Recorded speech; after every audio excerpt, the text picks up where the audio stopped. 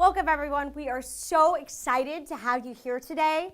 The purpose of today's session is going to be to talk about the key to unlocking informational text. One thing we know is that through understanding just a couple of key facts, we can help our children unlock the secrets that will help them better understand informational text. Informational texts are all around us. Informational text you've probably interacted with at some point today. You may have picked up a magazine like this one. You may have read a newspaper article, an online blog, even a how-to manual.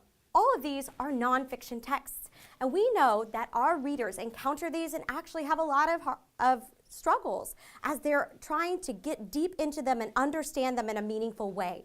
What we really want to do is to help our children just know these couple of key facts to help them dig into them and better understand the text. And that way they'll know the secrets, and when they come to those tricky questions or they're thinking in those meaningful ways, they'll be able to go right back to their secrets and say, oh, no, I know this. I was there. I know exactly how to hit it and hit it hard. So as we're talking about informational and nonfiction texts, I want to bring up just a couple of key ideas for you.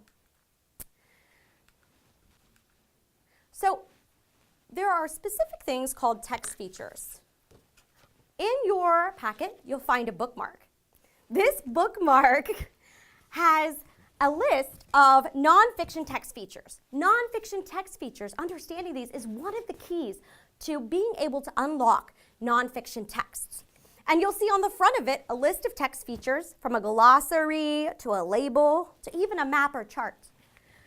The fun thing about this bookmark is that on the back are the explanations of what every one of these things means, because we want our children not to be able to just identify text features, but to understand their purpose, because the secret is that authors purposefully put text features in text to highlight these key big ideas. So as you're reading with your child, one of the things you can do to help them start to build up this knowledge of nonfiction text features is to pull out your handy dandy bookmark. And as you're traveling through a text like this one, this is a book called Creatures Great and Small, and we're looking at different things, we could look at a heading and understand that all of this is about crustaceans. So I'm going to look at heading, and heading tells me, it helps the reader identify what they will be reading about in that particular part of the text. So at the end of reading this, my child should be able to tell me something about crustaceans. Maybe a type of crustacean, maybe what crustaceans look like, maybe where they live. And at the end, I can ask my child specific questions about that and help them know that if they see a heading on a page, they should be thinking about the main idea of that whole page being centered around crustaceans or whatever the heading is. Another type of nonfiction text feature listed on here is pictured right behind me. And this is called a diagram. And this is actually a diagram that was made by some of our amazingly wonderful students. And in this diagram, the author uses some drawings with some labels, which tell me what the parts are, to help me better understand how the Earth turns around the sun and it turns from summer to winter. Those kinds of things are written within the text, but the author purposefully puts the text feature there to help me better understand what it means. So as you're reading with your child, we can pull out this handy dandy bookmark and we can walk through these different things and not just talk about, why or what the sun is, but understand that there are specific things that happen. And if we can unlock that secret, they can unlock any text they find, whether it's on the OAA or whether it's in a book that they're reading for class. Text features show up all the time. I want to turn your attention to your handout. You can take a look at your handout just here. There are several things within this handout that we have provided for you to help you support your child at home that you can take away today and use tomorrow. So inside of your handout, you can see the title, which is our key to unlocking informational texts, okay? Because we know that that key is the secret that's going to help our children be successful. You can see an outline of what informational texts are, and we've talked about some of them. We talked about magazines and articles, we've talked about newspapers, but also biographies. How many of your kids are interested in LeBron James? Right? If your child is interested in LeBron James, about snakes, about reptiles, about countries throughout the world, we can go to the Columbus Metropolitan Libraries and ask the librarian to pull those kinds of books, and that'll give our children access to those texts, ability to practice them, and then again, they'll pull out their handy-dandy bookmark and be able to look for some of those text features, because we know that if we can identify those, that our readers are going to better understand what the meaning of the text is, because the author put them there on purpose. So you'll also see some demands on the reader, those kinds of things we have to think about, as well as, and we'll come back to this later, a sample question from a third grade OAA, so we can understand what is being asked of our children as far as on the OAA in regards to informational and nonfiction texts. So the next thing you'll find is a reading response journal. We want our children writing about what they read. We want them to think critically and deeply about the text. So if they are reading this wonderful book, Creatures Great and Small, they might respond, what is the main idea of what you just read? Well, going back to the text feature bookmark, we just talked about the fact that parts of this are about crustaceans. So they might write on this page, the main idea of this part is about crustaceans. And then they might give me a couple of key details to help me understand that they understood what they read and that it was all about crustaceans. So that's one of the things that you have to take away today, which is an amazing resource for both you and your kiddos. The next thing you'll find are graphic organizers. Parents, graphic organizers are so important because, and the practice with them is very important, because one of the secrets to the response within graphic organizers on an OAA is that we have to stay inside these boxes. Now, how many of our children's handwriting is about this big, right? And that's normal. The transition from second grade to third grade is a hard one, where we go from writing on lines that are about this thick to having to fit our brilliant responses into a box just this big. I've had amazingly wonderful students during my years in Columbus City Schools who had amazing ideas, and they would write all these ideas through the box and all the way down the page. One of the unfortunate things is that on an Ohio Achievement test, our students can't be scored for the things outside the box. So we've included several graphic organizers here for you to have your children practice with as they're thinking about how they'll respond on the OAA. And as a hint, down here at the bottom, we have specific details to tell you as well what goes inside each of the parts, because I might not know when I'm handed a graphic organizer which things go where, but we've given you some secrets of your own right down here at the very bottom of the page to help you get through that piece. So if you see graphic organizers coming home in your homework, if you see them on a response your child is doing, really talk to your kiddo about getting those answers inside that box. I know that that's one of the biggest concerns in my classroom, and that is a secret we share as literacy coaches with teachers, is that as their children are practicing these types of things, to let the children know the secret too, that the information needs to fit inside here. Now, can the children draw lines inside there and add things to it? Absolutely. As long as it stays in the box, it's okay. We don't want them writing on the lines or in here, but inside the box is okay. So we've given you here a web diagram. So you have your main idea. It might be crustaceans right there in the middle. And a couple of key details about the crustaceans on those pages can fit right inside these categories. And again, if you like this book, it is on our Columbus Metropolitan Library book list. So you can go to the library to check it out. And they're right in the hallway as we speak. If you want to make your way down the hallway to see them, they're here to check out books today. Here is another fun one with a compare and contrast chart. Again, if we're showing how things are the same and different, we want to try to get our kiddos to write right inside those boxes and to cite evidence from whatever it is they're reading. Okay? Also inside of here are a couple of passages for your children to practice at home. If you don't have time to make your way to the library table today because you're engaging in the many other amazing things we have available, you can take this home right away and wait a couple days for the library if you have to, but try to get there today. And you can use these right away with your child at home. So you can see there are some text features here, again, to pull out your handy dandy bookmark, and take a look for your child to see what these things are. It says how a frog grows, and I can see the pictures that help me to better understand, because the author put them there on purpose, how a frog grows. I'm looking right here and I'm seeing there's still a little tail left on that frog. The author put that there because I might not have seen a frog with a tail like that before, but I need to know that. And that's why the author put it there. So having those conversations with our children will really help to support them as they unlock these secrets. At the very back of our handy dandy handout for you is a passage with questions we've created to look just like an OAA. As parents, you probably have not seen an OAA before. So just so you know, this is what your kiddo is looking at, down to the little lines on the inside ridge.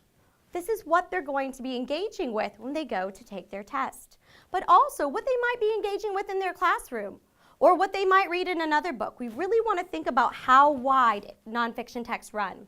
So this is what an OAA looks like. You can see here's a word bank with some boldface words, which are a text feature on your sheet, and it tells what they mean. Here you can see that we have some sentences from the selection. One of the things about the third grade OAA that's different than other OAAs is that there are only 1, 2, 3 responses. So if our kiddos know that that's what's coming to them, we can help them. And here again is a graphic organizer. So your children have an opportunity to practice with that type of thing. Okay? And then a written response question. Again, when our children are writing, we want them to keep the information on the lines. So whenever you are practicing with any kind of text and going to think about the text features, I want to pull out a couple of key text features for you. Now that we've done an overview and we've talked about how to use your handy dandy bookmark, let's get a little bit deeper into a couple of your text features. So the first text feature I want to talk about is the table of contents. A table of contents lists where inside of a text the reader would find specific information. The table of contents is really important to helping our readers quickly navigate a text to find the information they exactly want to read. If in my classroom we are studying all about animals and the question is only about animal food, I can use the table of contents to go straight to where animal food is located to find that information. I mean, what a secret is that? I don't have to read the whole book to get down to the specific information that I want to talk about. And that's the table of contents.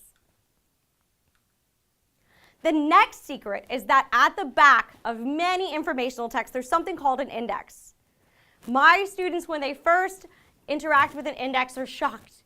The index tells every single page that I can find the information, like if I'm really interested in George Washington, I can find every single page in a book that I'm reading that has to do with George Washington.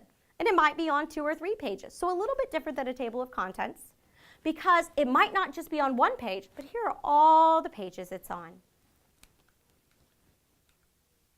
The next important text feature is a glossary. We talked a little bit about that when I showed you the sample from an OAA-like passage. A glossary tells us what the words mean. It's a major important part. The next are titles. We talked a little bit about headings. Titles are similar in that they're telling us what the whole thing is about. So if I'm reading an article in a newspaper and the title, I think the title today was something about celebration at night, and it was about a Blue Jackets winning the game. That celebration tells me that something good happened. So as I'm reading and thinking about the main idea of this, I'm thinking, what great things happened? We talked about subheadings and headings, about how they show just the main idea of that little part. So title overall, headings and subheadings tell just the main idea of those little parts. And through understanding that, we can answer all kinds of questions about what we're supposed to be learning from these texts. Boldface words, as I showed you, are the most important words in the text. The author picked them on purpose, and I have to draw my attention to them. If I don't draw my attention to them, I'm not going to understand what the author wanted me to know. Photographs and illustrations just help us see. If I've never seen the tadpole in that stage of frog life, a photograph helps me to see exactly what that looked like, and so I better understand what the author is trying to tell me. And then there are captions. Captions tell me what the picture is all about. So in this picture that you see, there's a bunch of coins at the bottom of the ocean. Well, in my mind, those could be coins from just about anything, but this tells me they were found on the ocean floor, not the bottom of a lake, but I can tell exactly where they were found. And then labels. We talked a little bit about labels. Labels identify the different parts of things. Like in this diagram, you can see this label is the sun. And they help me better understand what I'm reading. Because I might not know what that giant yellow ball was, but it's a sun. Tables don't just occur in math, they also occur in nonfiction texts. So as your kiddos are interacting with different kinds of text, like from a newspaper, the tables are incredibly important to look at because not only did the author think it was enough to put it in there, but he had to collect all that information and figure out how to show you in the best way. And the best way they picked was a table.